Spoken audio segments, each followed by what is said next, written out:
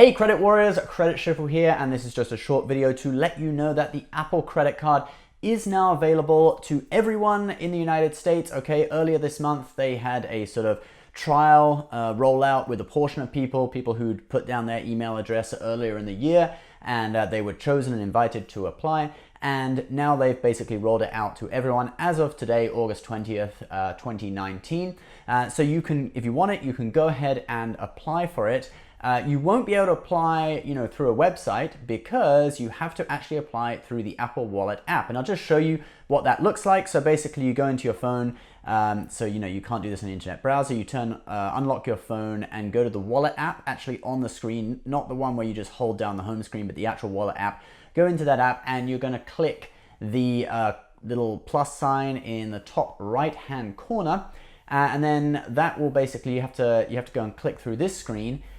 Press continue, and on the next screen it gives you the option to add a credit card, and you can either add one of your own credit cards, or you can click the Apple Card icon. Okay, and in here you can actually see some of the rates, which I hadn't been able to find the terms and conditions before because I didn't actually have a proper application link for the card. But actually you can, if you do want to take a look at the terms and conditions even without applying, you can check them out in here. So basically where it says terms and rates, you click there and you've got 12.99% to 23.99% is the APR, which Apple said is based on your credit worthiness and will fluctuate with the prime rate. Also something that was quite interesting, how to avoid paying interest on your purchases. They actually are giving a 28-day grace period. So if you don't know, a grace period is the period of time from when your statement closes to the due date, where you will not pay interest on any of the money from the previous statement, and then after the due date you have to actually pay the minimum payment to avoid a late fee with most credit cards, not with the Apple credit card though. And if you don't pay the rest of the balance, whatever's left after the due date, you start paying interest on. Often, I think by law, it has to be 21 days. It can be 21, 22, 23, 24. These kind of amounts are pretty standard.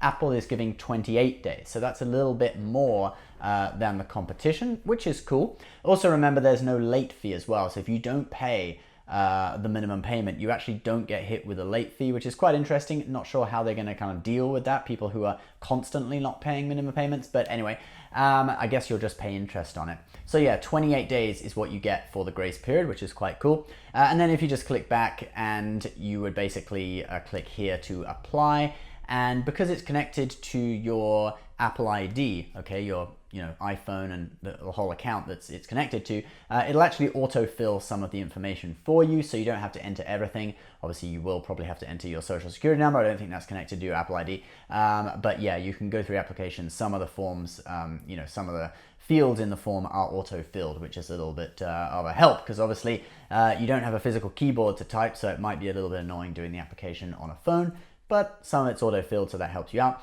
If you apply, you will actually get an instant decision. People have said that actually some pretty low credit scores are getting approved for the card, so that's quite cool. Most people should probably be able to get approved for this with a little bit of a credit history.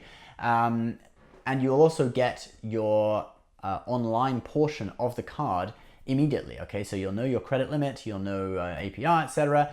Immediately you have a successful application, and you will be able to start using the card through Apple Pay immediately. Obviously the titanium physical card will be sent to you a few days later.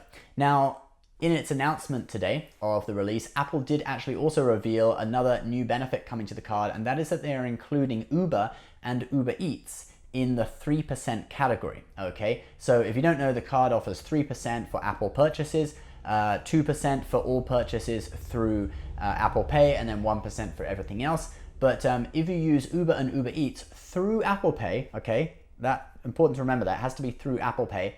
But if you use them through Apple Pay, you will actually get 3% cash back on Uber and Uber Eats as well. And Apple says that they will be adding more merchants and apps in the coming weeks and months. So I expect they will do this because obviously adding merchants and apps to this 3% category, when you specifically say, oh, at this merchant you'll get 3% or whatever, I think it's kind of like an advertisement for that merchant, a little bit similar to Amex offers. So, Amex has Amex offers. I think Apple is obviously deciding to do adding, various apps and merchants to the 3% category as a kind of promotion. I don't know whether they'll all last forever. Maybe there'll be a kind of rotating thing when some come on, some come off. Who knows what their plan is for this, but that's one possible way it is. But anyway, for now, it's Apple purchases and Uber Eats when you pay through Apple Pay for the 3% category. Okay, so guys, if you are interested in this card, and I think it will interest a lot of people because some people just love Apple stuff. I know I made a video kind of saying why I'm not getting it